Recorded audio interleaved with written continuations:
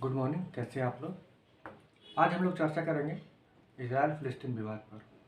जैसा कि हम लोगों को पता है कि 7 अक्टूबर को सुबह सुबह हमास, जो कि एक आतंकी संगठन है फिलिस्तीन का, वो 5,000 रॉकेट इजराइल पर दाग दिया और वहाँ बहुत लोग हताहत हो गए हैं, है ना। बदले में अब इजराइल हमास पर हमला कर रहा है, गाजा पट्टी को तहस नहस करके रख दिया है ना। तो इस समझने की कोशिश करते हैं। इसको समझने के लिए हमें दो भागों का सहारा लेना पड़ेगा। एक होता है ऐतिहासिक पृष्ठभूमि, यानी कि इतिहास इतिहास और दूसरा क्या है, ज्योग्राफी यानी कि भूगोल, है ना। इनको दो भागों में समझना पड़ेगा। तो हम लोग इतिहास में अगर जाते हैं तो भी बहुत लंबा इतिहास होगा, क्योंकि यहूदियों का इतिहास, यानी कि इजराइल में जो रहने वाले इजरायली हैं, जो यहूदी हैं, उनका इतिहास 1000 साल से ज़्यादा लंबा इतिहास है। उनको प्रताड़ित किया गया है, उनको तबाह किया गया है ना। कैसे कैसे किया गया, उनके साथ तबाही किया गया है, हिटलर ने उनके साथ कितना अन्याय किया है, और कैसे फिर वो आकर फ़लस्तीन में बसते हैं और फिर वहाँ से विवाद का कारण बनता है, उसको समझना होगा। दूसरा समझना होगा उसका भूगोल। भूगोल का मतलब कि जो यहाँ पर क्षेत्र है, जहाँ पर विवाद का विषय है, जहाँ पर इजराइल और फिलिस्तीन जिस मुद्दा को लेकर लड़ रहा है और जहाँ जहाँ पर विवाद चल रहा है, उस बातों को समझना। सबसे पहले हम लोग भूगोल लेके चलते हैं, क्योंकि बार बार जब हम लोग न्यूज़ पढ़ते हैं, न्यूज़ देखते हैं, तो कुछ कुछ नाम, ज्योग्राफिकल नाम हमारे सामने आता है, और जब हम उसको नहीं समझ पाते हैं तो बातों को समझना और मुश्किल हो जाता है ना। तो समझने की कोशिश करते हैं इसको। देखिए, मान लीजिए कि अफ्रीका महाद्वीप है, मान लीजिए नहीं, इसको हम यूं ही बनाए हैं डायग्राम, इसको अफ्रीका महाद्वीप है। यहाँ पे देखिएगा कि एक पेनिसुला है, पेनिसुला मतलब त्रिभुज टाइप का कुछ निकला हुआ है। यहाँ पर लाल सागर है, लाल सागर, यहाँ पर लाल सागर लिख दिए हैं। यहाँ पर देखिए सऊदी अरब, सऊदी अरब लिख दिए हैं, क्योंकि मेरे पास डिजिटल बोर्ड तो है नहीं कि उसको हम एक्सप्लेन करके दिखा सकें, इसलिए बस इसको हम फ्री हैंड बना दिए हैं। यहाँ पर एक पेनिसुला है, पेनिसुला को अगर हम बीच से काट देते हैं, यानी त्रिभुज टाइप का कुछ दिख रहा हुआ, त्रिभुज टाइप का दिख रहा हुआ, उसको बीच से काट देते हैं तो ये एरिया ये एरिया मिस्र का, यहाँ पर मिस्र है, और यही अंदर तक मिस्र है, यानी कि यहाँ तक मिस्र है। और ये जो आधा बच जाता है ना एरिया, ये आधा एरिया बच जाता है, ये बच जाता क्या है, इजराइल, फिलिस्तीन, ये सब आ जाता है इसमें। तो मान लीजिए कि इस त्रिभुज को उठाकर हम यहाँ पर रख दिए, इस त्रिभुज को उठाकर हम क्या किए, यहाँ पर रख दिया, इसको हम जूम करके बड़ा कर दिया, ताकि समझने में हमें आसान होगा। तो जैसा कि पता कि ये एरिया क्या है, मिस्र का है, तो इधर का एरिया मिस्र का होगा, इसको रहने देते फिलहाल। इधर का अगर हम लोग देखते हैं तो कंप्लीटली फिलिस्तीन था, एक समय में कंप्लीटली फिलिस्तीन था। अब यहाँ पर इजरायलियों ने अपना दबदबा बढ़ाकर एक विस्तार ले लिया है, ठीक है ना। तो समझिए यहाँ पर चार चार चार चार क्षेत्र हैं जो कि विवाद का विषय है।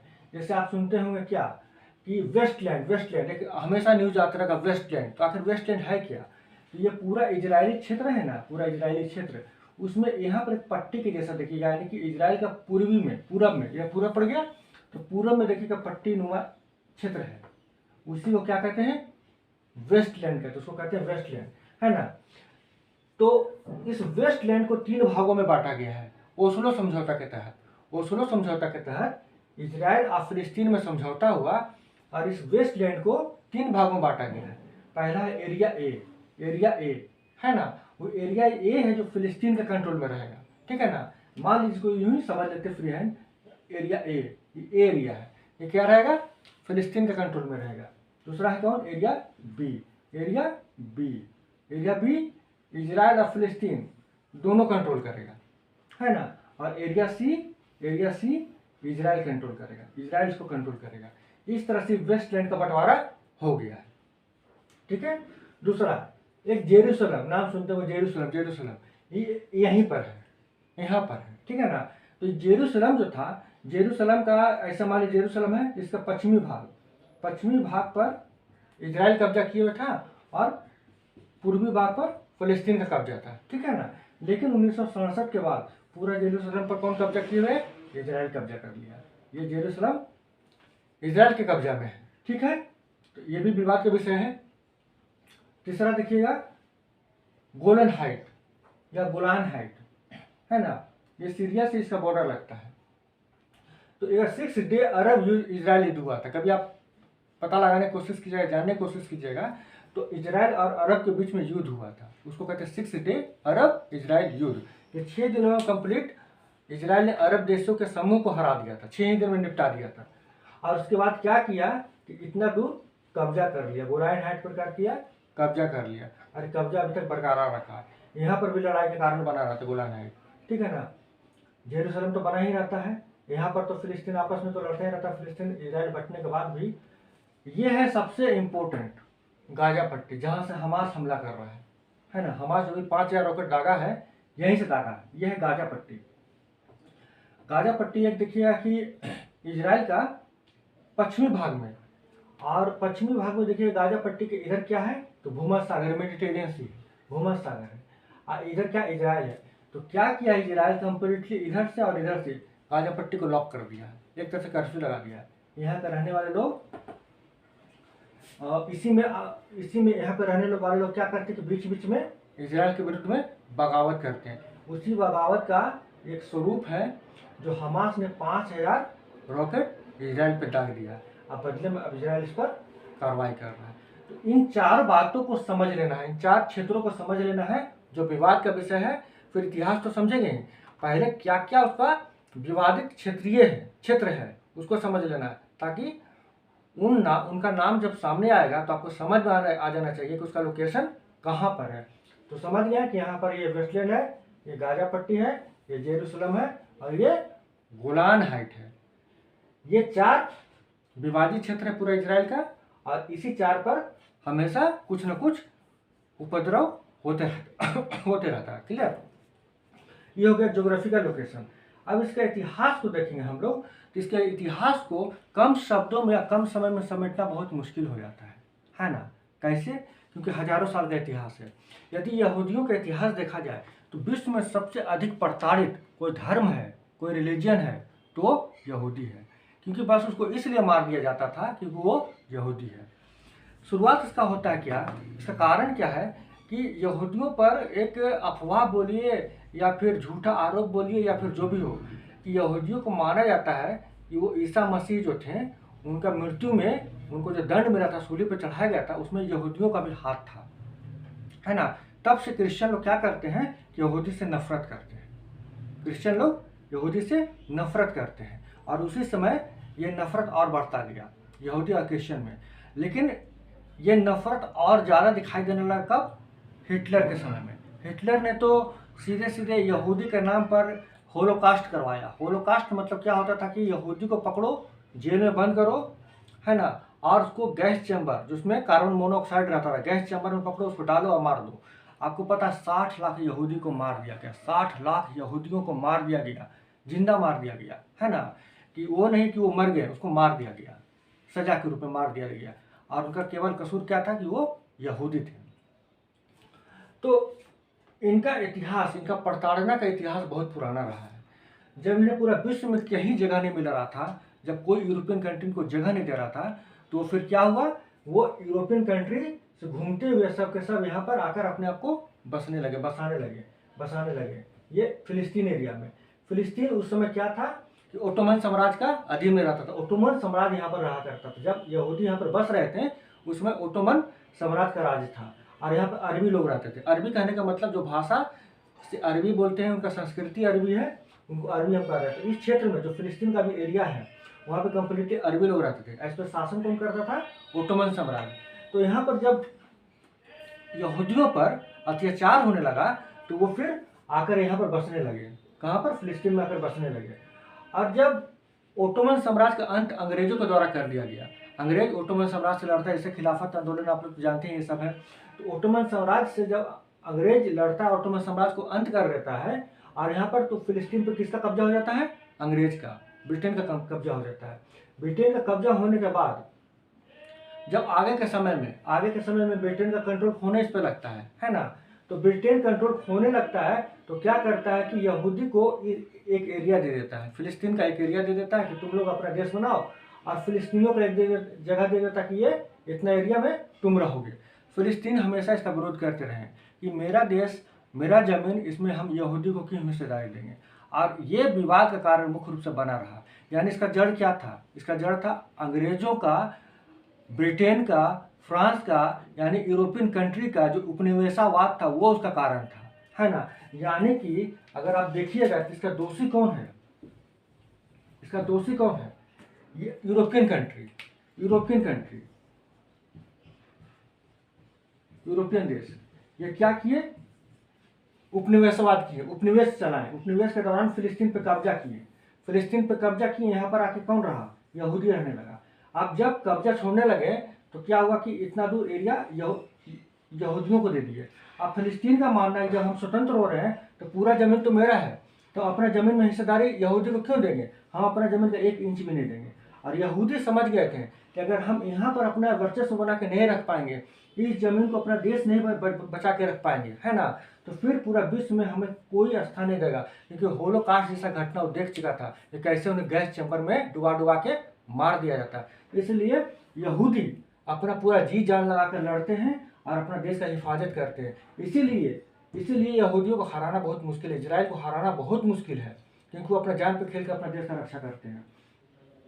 और यही, और फिलिस्तीन का भी मानना है कि हम अपना देश यहूदियों को नहीं देंगे, हमको यहूदियों से अपने देश को स्वतंत्र कराना है। तो मतलब कुल मिलाकर देखिएगा तो इसका दोषी कौन था, यूरोपियन कंट्री था, अंग्रेज था, ब्रिटेन था, फ्रांस था, ये लोग था, है ना। प्रताड़ित कौन थे, यहूदी थे, जिनको सैकड़ों हजारों साल से प्रताड़ना का शिकार करना पड़ा। फिलिस्तीन के साथ भी अन्याय हुआ क्योंकि उनका जमीन था, है ना। अब मतलब कि प्रताड़ित दोनों हैं, यहूदी भी प्रताड़ित हैं, फिलिस्तीनी के साथ अन्याय हुआ, है ना। लेकिन यहाँ पर विडंबना ये है कि जिनके साथ अन्याय हुआ ये वो दोनों आपस में लड़ रहे हैं, और जो अन्याय किए थे यानी कि ब्रिटेन और फ्रांस दोनों आज दोस्त बन के मिल के बैठे हुए हैं। तो बातों को समझना होगा, और इसको समझने के लिए बहुत ज़्यादा गंभीरता की ज़रूरत है। ये कम समय में नहीं समझा जा सकता है इस विषय को, इतना गंभीर विषय है।